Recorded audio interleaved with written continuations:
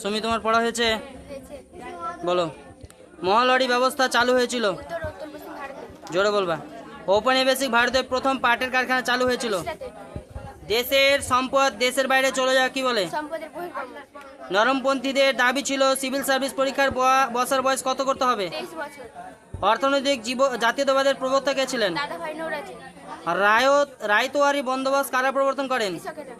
সত্যার্থ প্রকাশ গ্রন্থটি কার রচনা? স্বামী দয়ানন্দ সরস্বতী। ঠিক। এগ্রিকালচারিস্ট রিপ অ্যাক্ট কত সালে চালু হয়? 1879 খ্রিস্টাব্দে। নাট্যাভিনয় নিয়ন্ত্রণ আইন কে চালু করেন?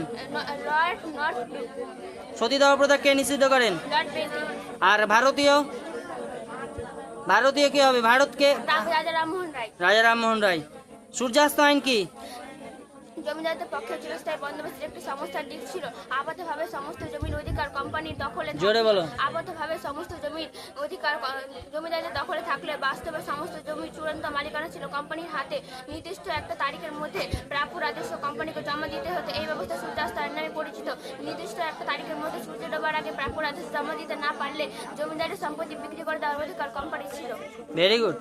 Next question. ভারতীয় বস্ত্রশিল্প ধ্বংসের কারণগুলি বর্ণনা করো। এটা 5 মার্কের আছে। হয়নি?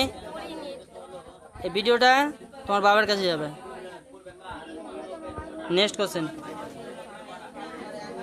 19বিংশ শতকে ধর্মীয় সংস্কার আন্দোলনের সীমাবদ্ধতা আলোচনা করো। এই 3টাই কোশ্চেন হয়নি, মানে বড় কোশ্চেন করোইনি।